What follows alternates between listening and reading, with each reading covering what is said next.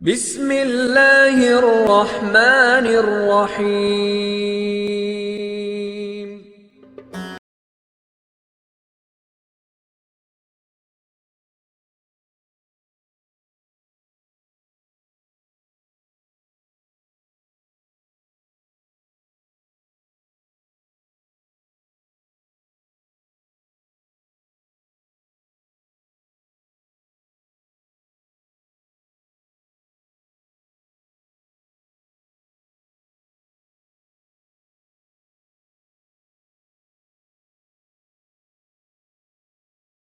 السلام علیکم ورحمۃ اللہ وبرکاتہ۔ قال اللہ تبارک و تعالیٰ فی القرآن المجید والفرقان الحمید، اعوذ باللہ من الشیطان الرجیم، بسم اللہ الرحمن الرحیم۔ یا ایھا الذین آمنوا کتب علیکم الصیام کما کتب علی الذین من قبلکم لعلکم تتقون۔ محترم بزرگوں و بھائیوں، سورہ بقرہ کی ایک آیت میں نے آپ کے سامنے تلاوت کی ہے، جس کا مفہوم یہ ہے کہ اے لوگوں جو ایمان لائے ہو، تم پر روزے فرض کیے گئے جیسا کہ تم سے پہلے لوگوں پر فرض کیے گئے تھے، تاکہ تم میں تقوی کی صفت پیدا ہو۔ اللہ تبارک و تعالیٰ نے اس آیت میں روزے کی وجہ اور اس کے مقصد کو بیان کیا ہے کہ اللہ روزہ رکھنے کی توجیہ کیا کرتا ہے یا اس کا مقصد کیا بیان فرماتا ہے۔ اللہ نے صاف طور سے بات کہی ہے کہ جو لوگ روزے رکھیں گے اللہ ان کے اندر تقوی کی صفت کو پیدا کرے گا۔ کیونکہ رمضان المبارک اب چند ہی دنوں کے اندر آنے جا رہا ہے، اور یہ سال کے مہینوں میں 9واں مہینہ ہے جس کو ہم رمضان المبارک کہتے ہیں۔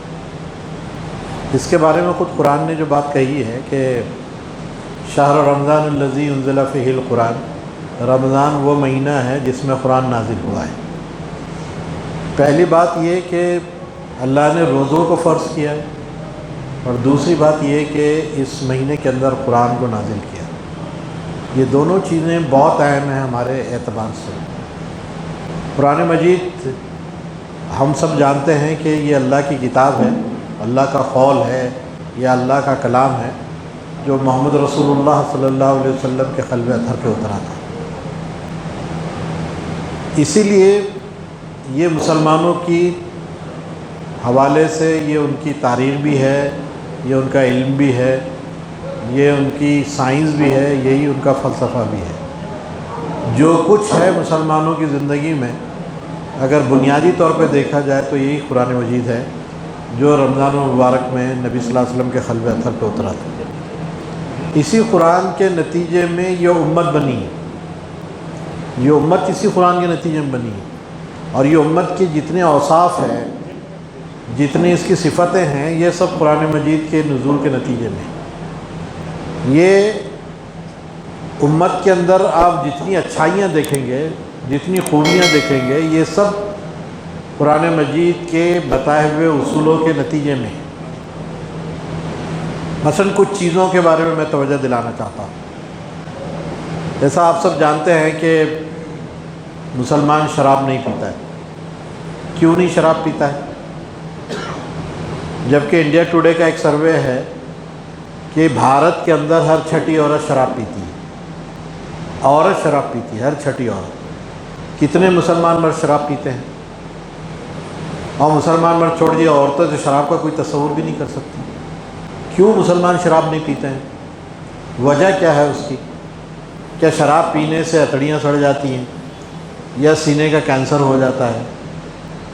کیا ہوتا ہے آخر جس سے شراب حرام ہے مسلمانوں کو؟ مسلمان اس لیے شراب نہیں پیتا کہ اس کو یہ معلوم ہے کہ شراب پینے کے بعد سینے کا کینسر ہو جاتا ہے، اس لیے نہیں پیتا۔ شراب اس لیے نہیں پیتا ہے کہ اللہ کا حکم ہے اور محمد رسول اللہ نے بتایا ہے، یہ قرآن میں یہ حکم ہے کہ شراب تمہارے لیے حرام ٹھہرائے گی۔ شراب سے دوری قرآن کے حکم کے نتیجے میں۔ تو مسلمانوں کے اندر ایک تہذیب کو پروان چڑھانے کا کام قرآن نے کیا ہے۔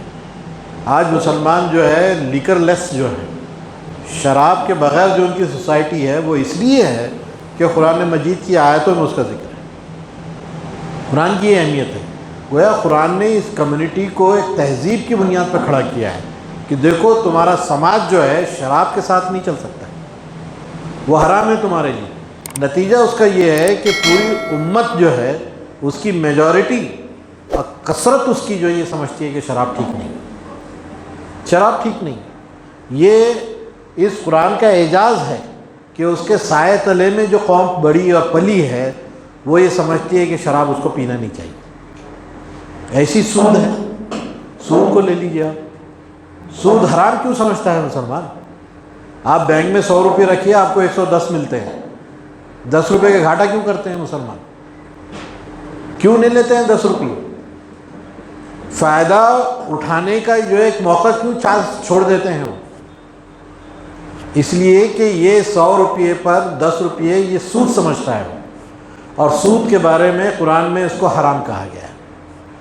تو میجورٹی مسلمانوں کی، میں یہ نہیں کہتا کہ سارے لوگ سود کے معاملے میں بہت باغیرت ہوئے ہیں، کچھ لوگ ہوتے ہیں جو اپنی ضرورت کے مطابق لیتے دیتے رہے ہوں گے، جس طرح کچھ لوگ جو ہے منہ چھپا کے شراب پیتے ہیں، میں ان کی بات نہیں کر رہا ہوں، لیکن میجورٹی کمیونٹی مسلمانوں کی ایسی ہے جو سود کو حرام سمجھتی، وہ اپنے کاروبار نہیں کرتے ہیں، کاروبار میں نقصان کو برداشت کرتے ہیں، لیکن وہ سود کے معاملے میں بہت پرٹیکولر ہے، وہ سمجھتے ہیں کہ سود جو ہے غلط ہے، یہ حرام ہے ہمارے لیے۔ یہ کیوں ہے؟ اس لیے کہ قرآن نے اس کو حرام قرار دیا۔ تو گویا قرآن کے زیر سایہ یہ کمیونٹی جو بنی ہے اس کا ایک پورا کلچر اور تہذیب بنی ہے۔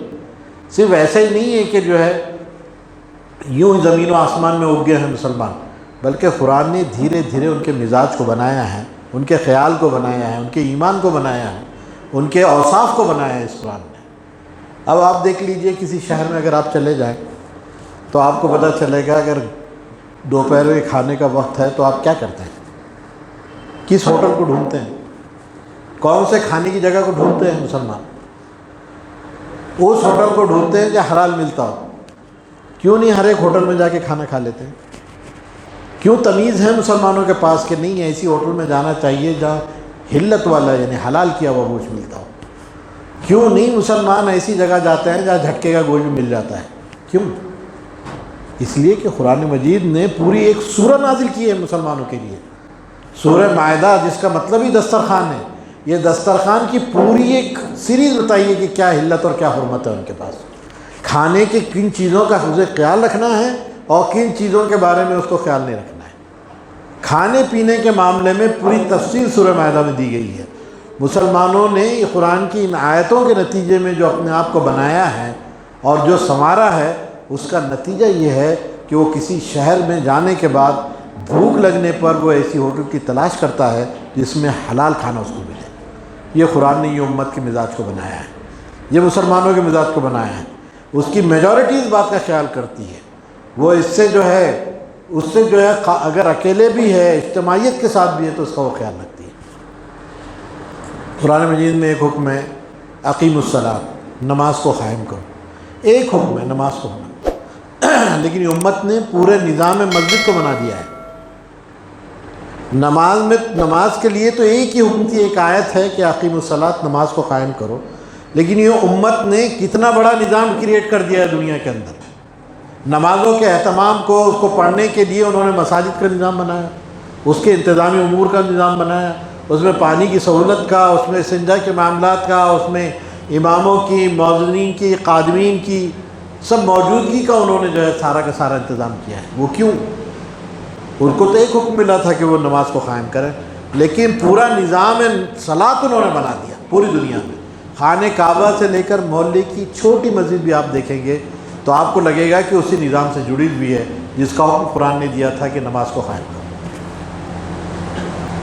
ایک حکم قرآن یہ دیا ہے کہ یا ایھا الذین آمنوا کتب علیکم الصیام، کہ لوگوں جو ایمان لائے ہو تم پر روزے فرض کیے گئے۔ ایک حکم ہے۔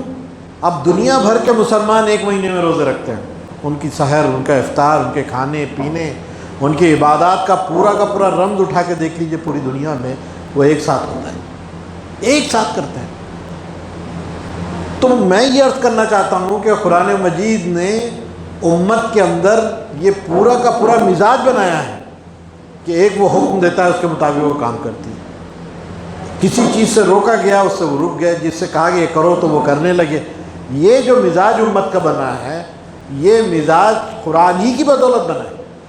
اگر قرآن نہیں آتا تو یہ امت کے اوصاف نہیں ہوتے، یہ شراب کی حلت اور حرمت کے معاملات ہمارے سامنے نہیں آتے، یا سود کے نفع نقصان کی باتیں ہمارے سامنے نہیں آتی، یا حلت اور حرمت کھانے پینے کے معاملے میں کیا ہے یہ ہمیں معلوم نہیں ہوتا اگر قرآن نہیں آتا۔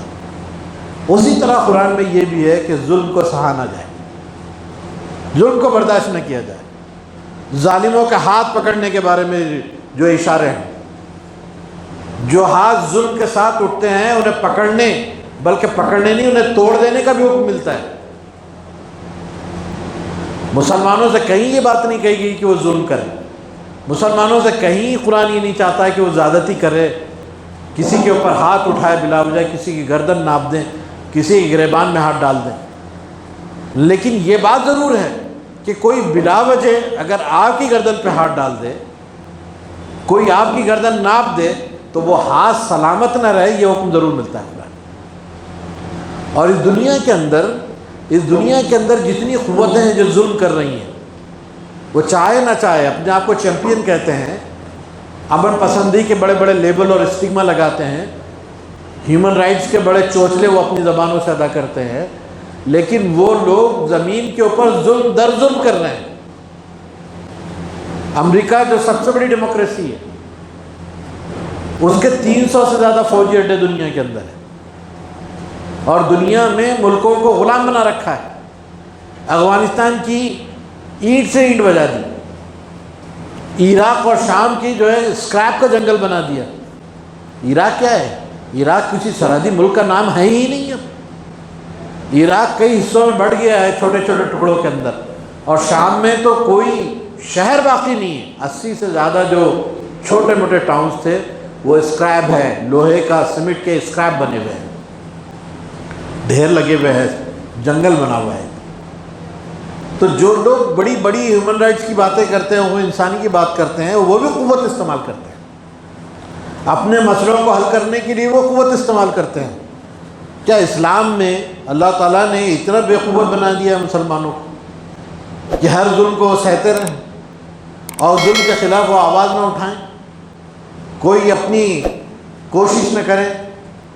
جو احکامات اس نے ظلم کے خلاف دیے ہیں، ان احکامات میں وہ کھڑے ہونے کا حوصلہ دیتی ہو، وہ آیتیں کھڑے ہونے کا حوصلہ دیتی ہیں پوری دنیا میں ان کو۔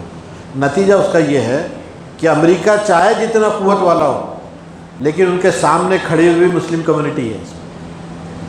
یورپین کنٹریز کتنے قوت والے ہوں، لیکن ان کے خلاف کھڑے رہنے کا حوصلہ مسلمانوں کے اندر ہی۔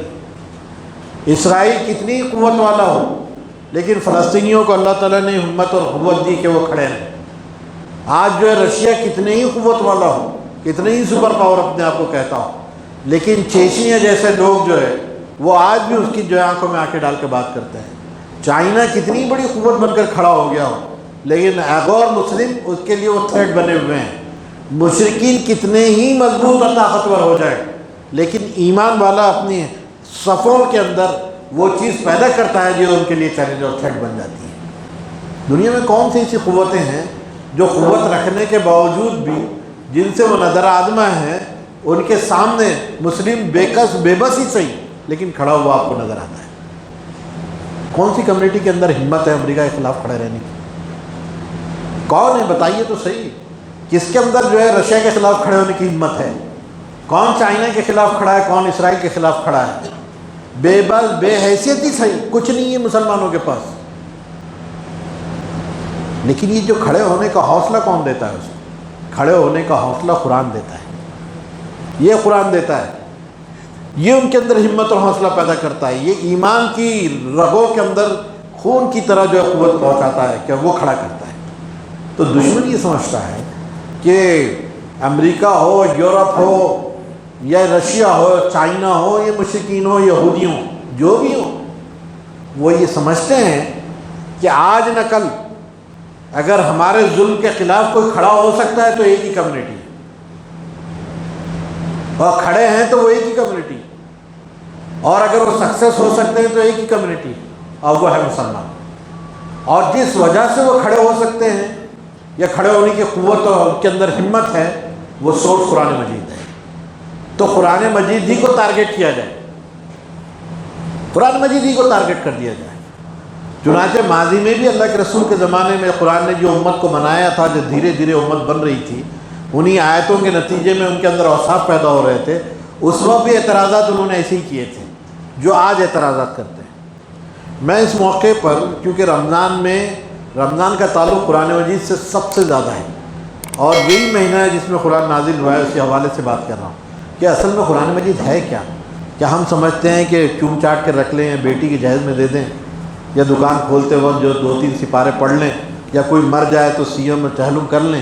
کیا قرآن مجید اس لیے آیا ہے کہ صرف مردوں کو ایصال ثواب پہنچانے کے لیے آیا ہے، یا ایک جن بت بھگانے کے لیے آیا ہے، تعویذ باندھ کر ڈنڈ پہ گلے میں لٹکانے کی وجہ سے کچھ ہو جائے گا؟ کہ قرآن مجید کا یہی مقصد ہے؟ نہیں۔ آپ جس نیت کے ساتھ اس کو استعمال کریں گے فائدہ ہوگا۔ آپ جنوں کو بھی بھگا دیجئے، اس سے بیماریوں کو بھگا دیجئے، سب میں برکت آ جائے گی، دکانوں میں، مکانوں میں، سب میں برکت آئے گی۔ اس ہے وہ اللہ کا کلام، اتنا پاورفل کلام ہے، وہ سب آپ جو چاہتے ہیں ہوگا۔ لیکن صرف یہ مقصد نہیں ہے قرآن مجید کا، یہ صرف مردوں کو ایصال ثواب کے لیے نہیں ہے، یہ زندگی زندوں میں پیدا کرنے کے لیے آیا ہے، زندوں کو کھڑا کرنے کے لیے آیا ہے۔ یہ سماج میں ایک کمیونٹی کو جو نیچے سے فرش سے اٹھا کر عرش میں کھڑا کرنے کے لیے آیا ہے۔ حضرت عمر بن خطاب رضی اللہ تعالیٰ عنہ کہتے ہیں کہ یہ قرآن بہتوں کو جو ہے عروج عطا کرتا ہے اور بہتوں کو زوال پذیر کر دیتا ہے۔ اس کی ایک آیت اس کو اٹھا دیتی ہے، اور وہی آیت کسی کو جو ہے گرا دیتی ہے۔ جو اس پر عمل کرتا ہے وہ اٹھ جاتے ہیں، جو اس کو پسپورٹ ڈال دیتے ہیں وہ گر جاتے ہیں۔ قرآن مجید کے اندر اللہ نے یہ اعجاز اور یہ برکت رکھی ہے اس اعتبار سے۔ تو میں یہ عرض کر رہا تھا کہ یہ تمام چیزیں ماضی میں بھی رہی ہیں اور آئندہ بھی ہو۔ قرآن کہتا ہے نا کہ لا تسمعوا بهذا القرآن، یہ قرآن کو مت سنو۔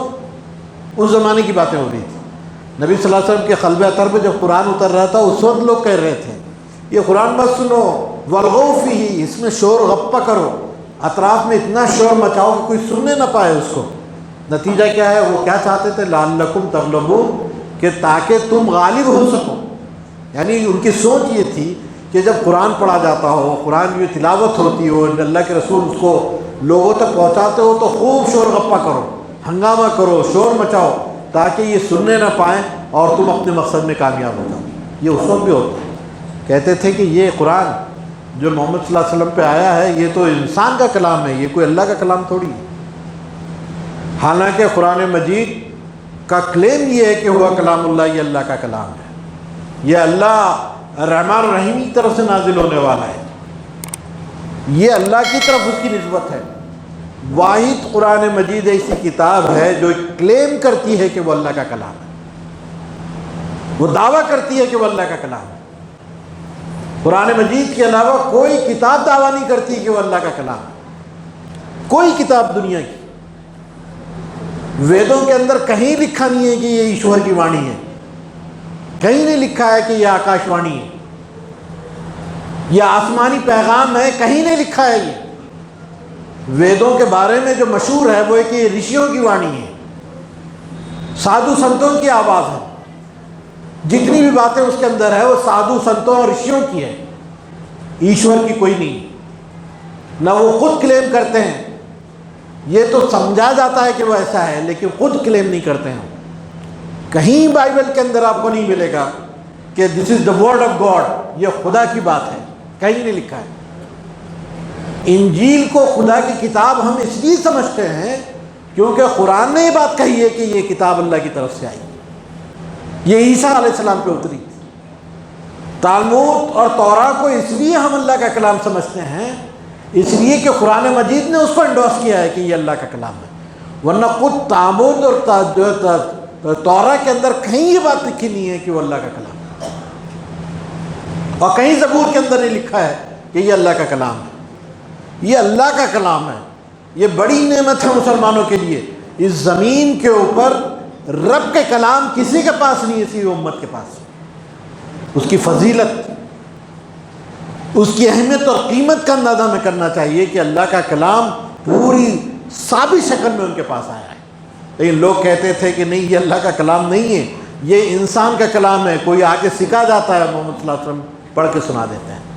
وہ کہتے تھے کہ نہیں، یہ اساطیر الاولین ہے، ان ھذا اساطیر الاولین، ارے یہ تو پرانے وقتوں کی داستانیں ہیں جو واقعات اس کے اندر ہیں، یہ من گھڑت چیزیں ہیں جو آ گئی ہیں اور ہمیں ٹہلانے پھرتانے کے لیے سنائی جاتی ہیں۔ نضر بن حارث جو ہے اس زمانے کا ایک مشرک، قرآن مجید کے اپوز میں جو قصے کہانیاں سنایا کرتا تھا، کہتا کہ سنو محمد کی کیا صلی اللہ علیہ وسلم کی کیا بات سنتے ہو، میں تمہیں اس سے اچھی کہانیاں سناتا ہوں۔ اس زمانے میں بھی فیس ٹو فیس اس قسم کے لوگ تھے جو قرآن مجید پر اور اللہ کے کلام پہ سوال کھڑا کرتے تھے۔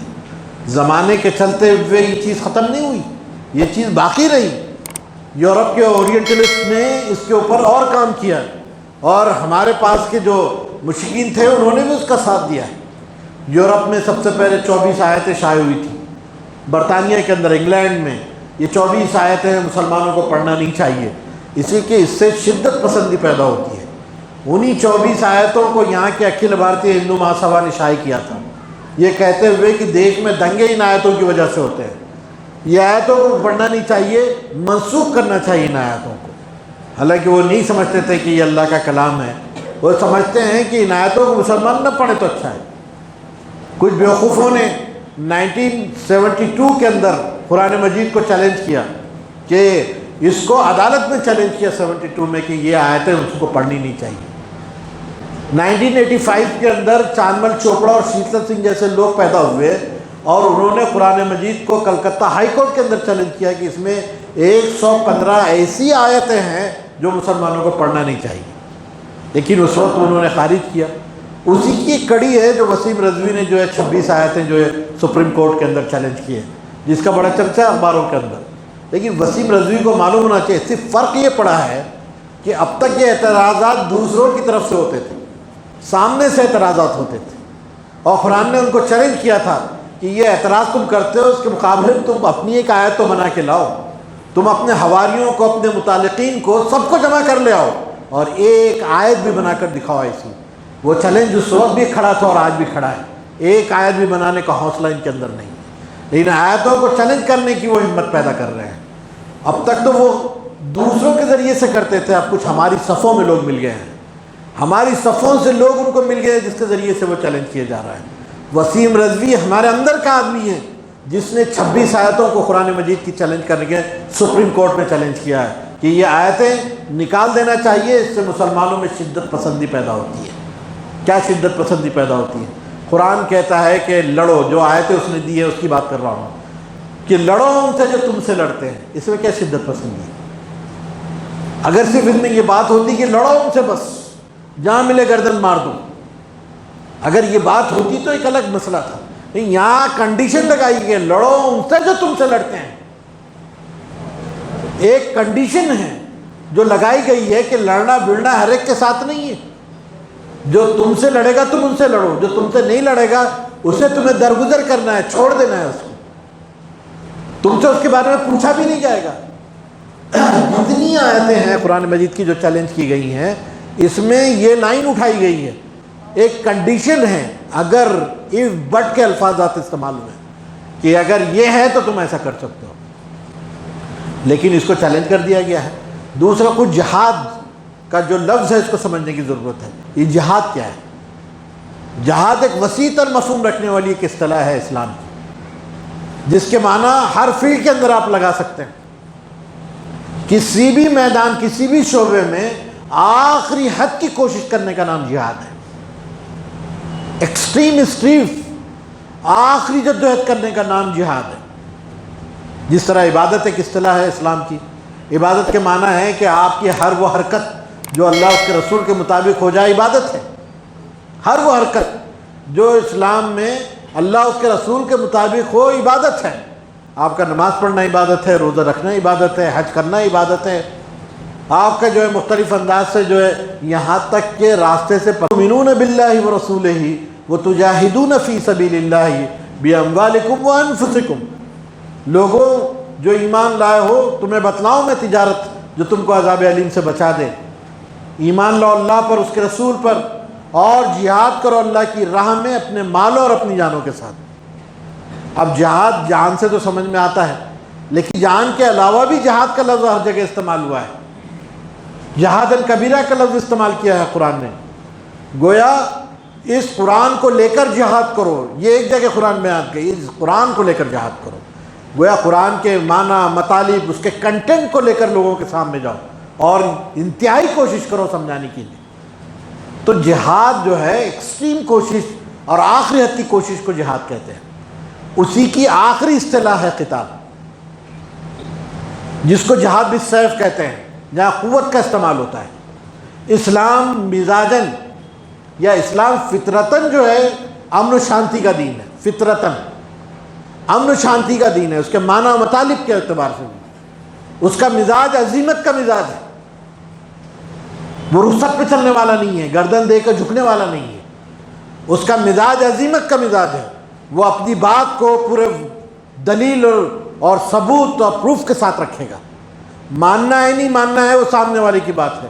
یہ قرآن نے صاف کہا ہے کہ لا اکراہ فی الدین، دین کے اندر کوئی زبردستی نہیں ہے، بات سمجھائی جائے گی، بتائی جائے گی، کنونس کی جائے گی، لیکن سامنے والے کو پورا موقع ہے کہ اسے قبول کرے نہ کرے۔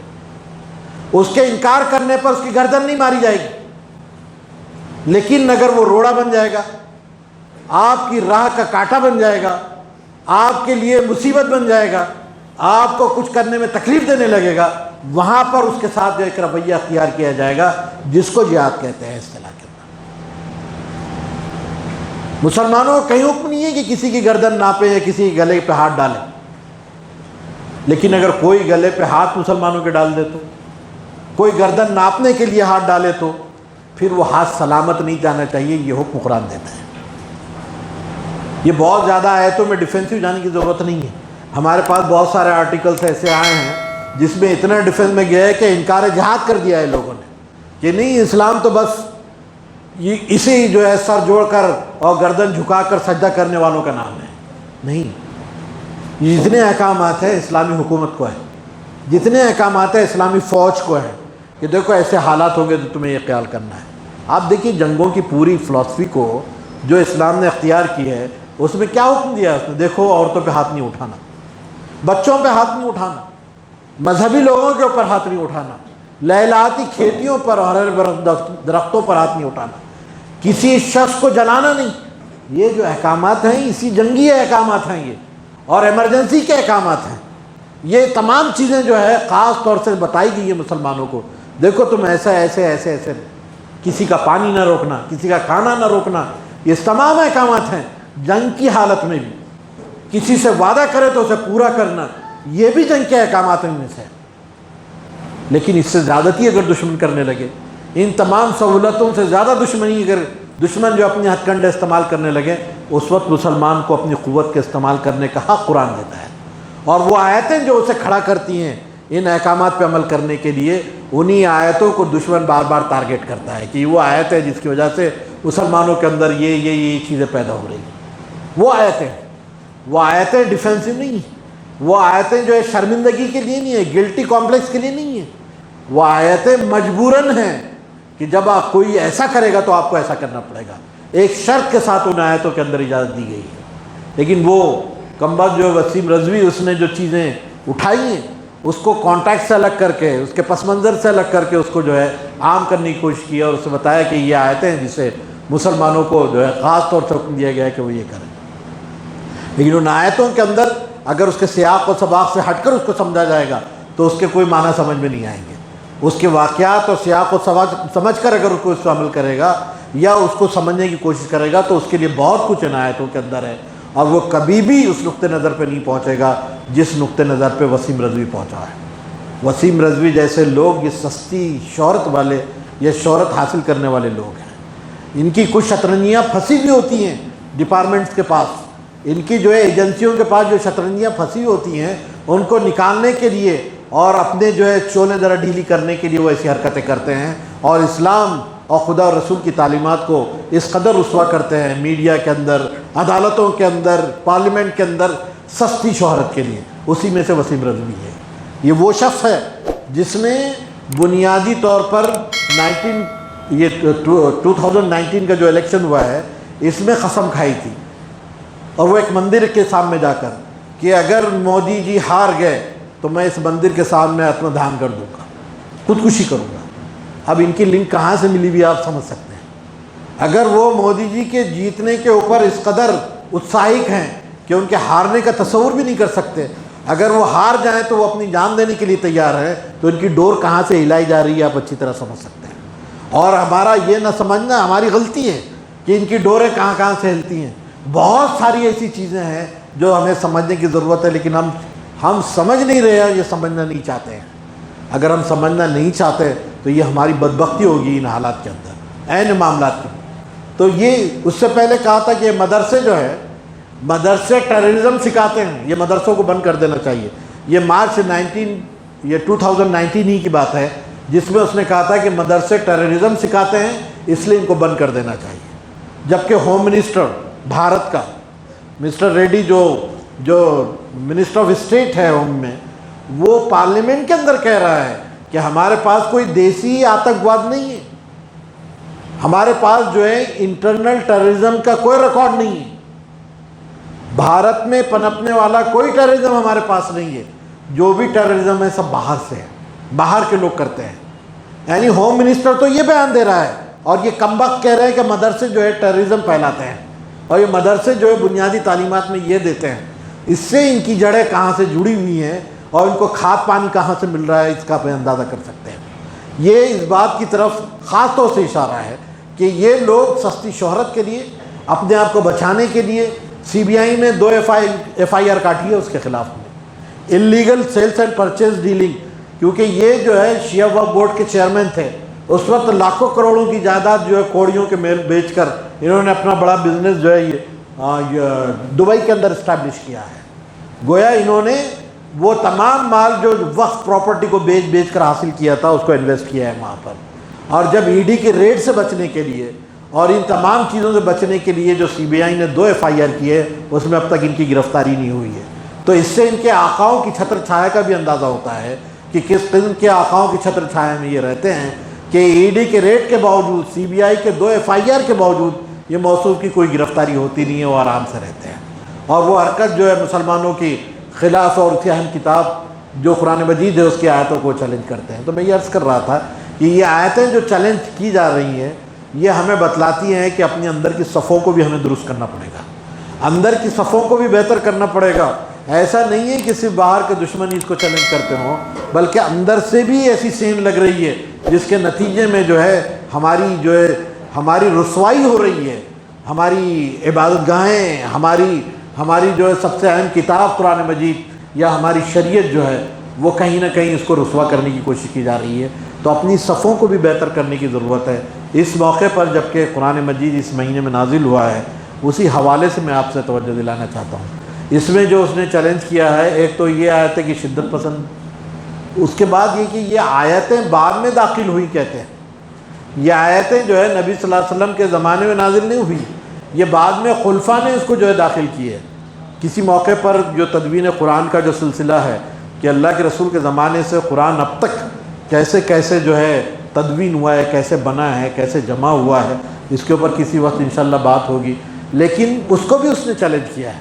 اور یہ جو اتحاد و اتفاق جو ہو سکتا تھا شیعوں اور سنیوں کے اندر، یہ اتحاد و اتفاق کو پارا پارا کیا ہے اس شخص کے، یہ کہتے ہوئے کہ یہ 3 خلیفہ سنی تھے اور شیعہ حضرت علی کو مانتے تھے۔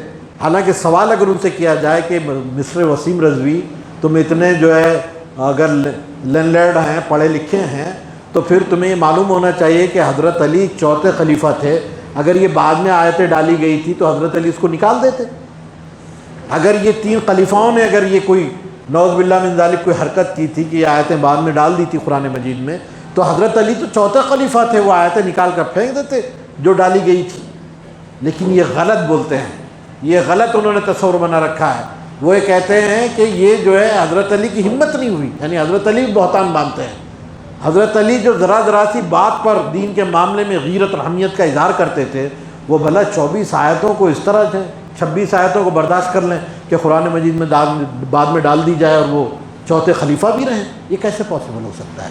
تو یہ اس قسم کی حرکتیں کر کے شیعہ سنی کے اندر ایک نیا تناؤ پیدا کیا ہے انہوں نے کہ یہ 3 خلیفاؤں نے یہ حرکت کی ہے، چنانچہ ہمارے سوچ اور ہماری فکر کے اعتبار سے غلط ہے، اور یہ کیونکہ سنی خلیفہ تھے انہوں نے یہ حرکتیں کی ہیں۔ اب ہمارے امام آئیں گے جو امام غائب ہوں گے، وہ ان کو درست کریں گے. لیکن حضرت علی جو پہلے امام تھے آپ کے، انہوں نے تو اس کے اوپر کوئی اسٹیپ نہیں لیا، اس پر کوئی انہوں نے نکر نہیں کہی اور نہ اس پہ کوئی سوال کھڑا کیا. تو تم کون ہوتے ہو سوال کھڑنے والے؟ تم تو ان کی جوتیوں کے دھول کے برابر بھی نہیں ہو. حضرت علی تو چوتھے خلیفہ ہیں، ایک پاورفل خلیفہ جن کے ہاتھ میں سب کچھ سلطنت کی باتیں تھیں. اس وقت وہ چاہتے ہو سب درست کر سکتے. تو اس کا مطلب یہ ہے کہ کوئی گڑبڑ ہوئی نہیں تھی. یہ تم جو بتاتے ہو کہ یہ گڑبڑ ہوئی ہے، یہ کسی جمعہ میں انشاءاللہ اس پہ تفصیل سے بات ہوگی کہ قرآن کیسے ریویل ہوتا تھا، قرآن دھیرے دھیرے کیسے ریویل ہوا، قرآن مجید میں اس کے بارے میں کیا باتیں، احادیث کیا ملتی ہیں، پھر دھیرے دھیرے قرآن کی آیتوں کو کیسے جمع کیا گیا، کتاب کی شکل میں کیسے آئے، نبی صلی اللہ علیہ وسلم کے زمانے میں اس کی کیا حیثیت تھی، آپ کے بعد اس کو کیسے کتاب کی شکل دی گئی، پھر ایک قرأت کے اوپر کیسے جمع کیا گیا، اور پھر پرنٹ ہونے تک کی پوری تفصیل انشاءاللہ کسی موقع پر بات ہوگی کہ تدوین قرآن کا جو اصل معاملہ موضوع ہے کہ کس طرح قرآن دھیرے دھیرے جو اترا ہے نبی صلی اللہ علیہ وسلم پہ 23 سال میں، اس کو کیسے کمپائل کیا گیا، اور آج جو ہمارے پاس قرآن ہے اس کی کیا حیثیت ہے اس قرآنی نسخوں کے جو اس زمانے میں تھے. آج بھی جو حضرت عثمان کے قرأت کے ساتھ جو نسخہ بنایا گیا تھا، آج کا یہ قرآن اگر یہاں اٹھا کر آپ رکھیں، دونوں کے اندر کوئی آپ تفاوت محسوس نہیں کریں گے.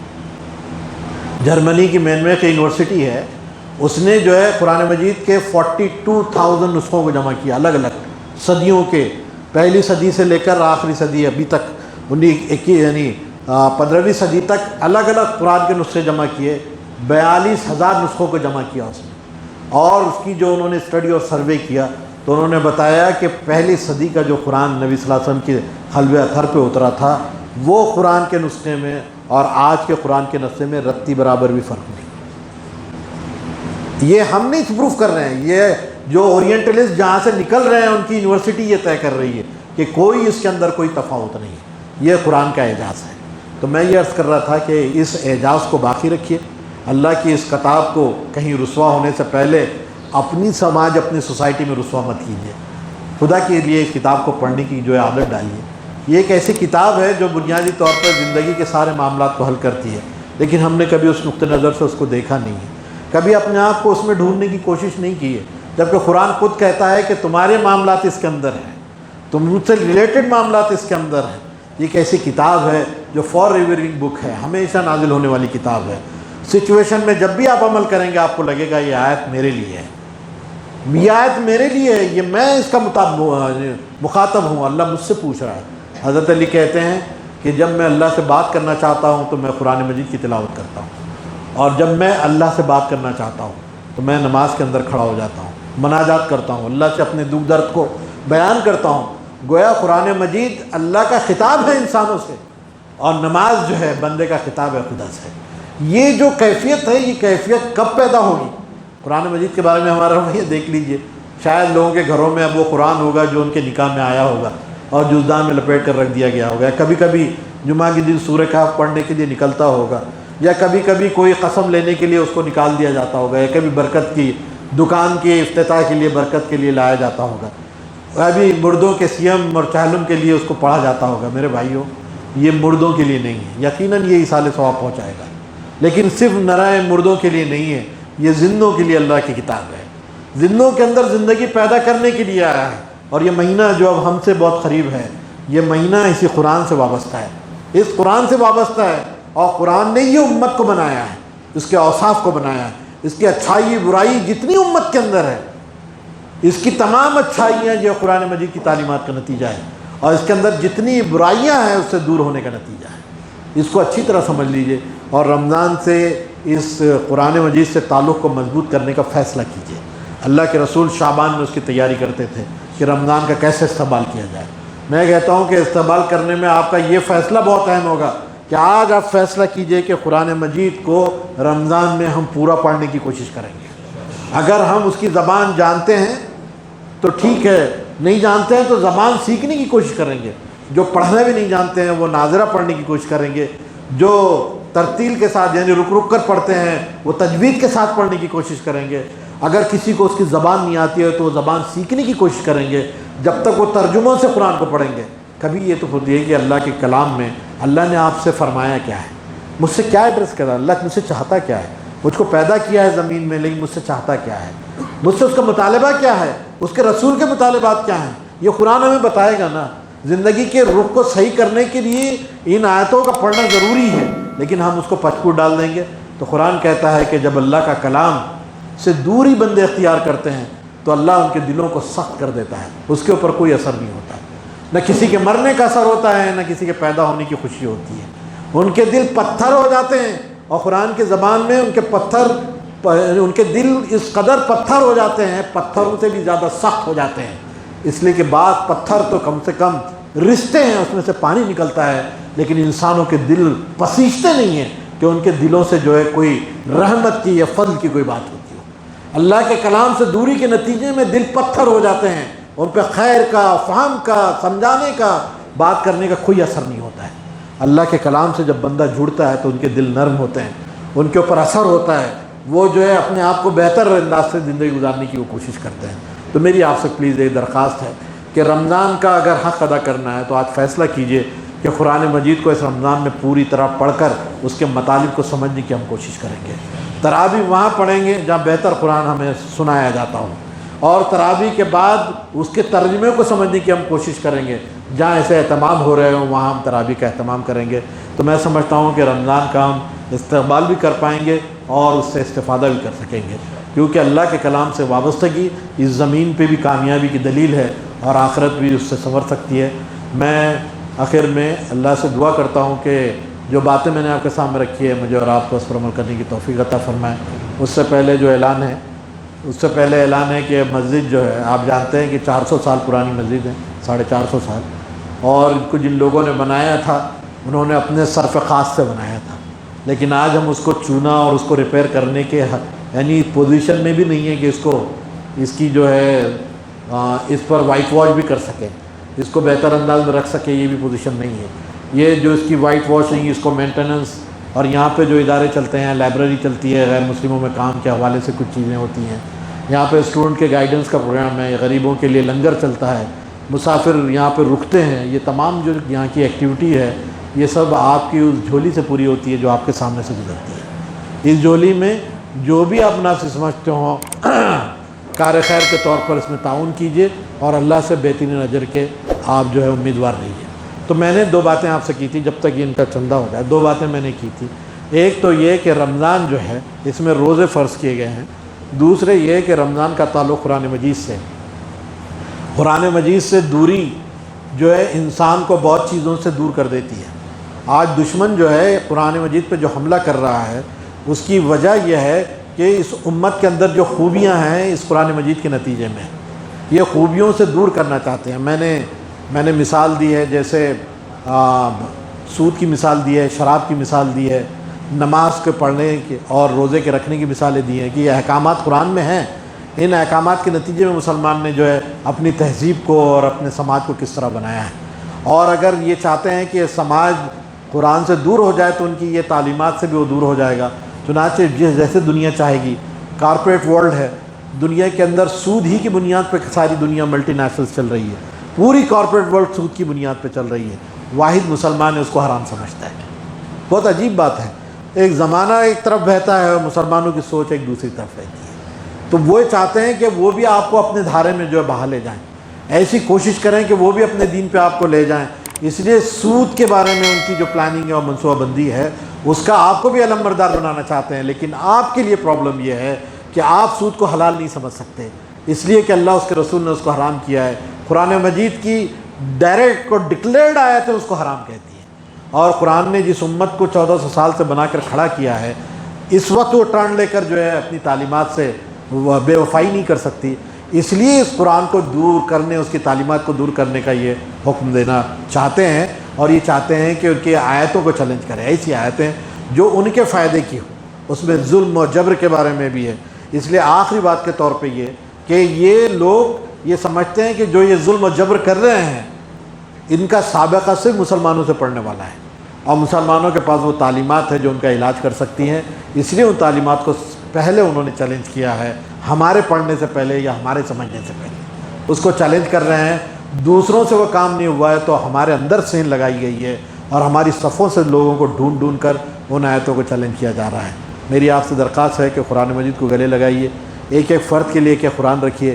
آپ کے گھر میں 10 لوگ ہیں تو 10 قرآن ہونے چاہیے، ایک اور بڑھا کے رکھیے، کوئی مہمان آئے تو اس کے لیے بھی اللہ قرآن رکھیے۔ کبھی فجر کے بعد گھر سے نکلنے والی آوازیں تلاوت کی ہونی چاہیے، کبھی یہ اہتمام بھی کیجیے۔ بچے کے اوپر خاص توجہ دیجیے۔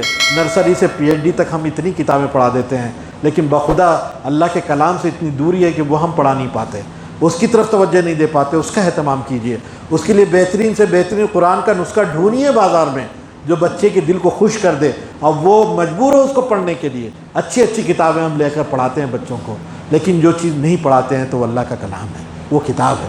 اس کو پلیز اپنی گرہ سے مانیے۔ اگر حق ادا کرنا ہے رمضان میں اس قرآن کا تو اس کے اوپر عمل کرنے کی کوشش کیجیے۔ وآخر دعوانا الحمدللہ رب العالمین، والسلام علیکم ورحمۃ اللہ۔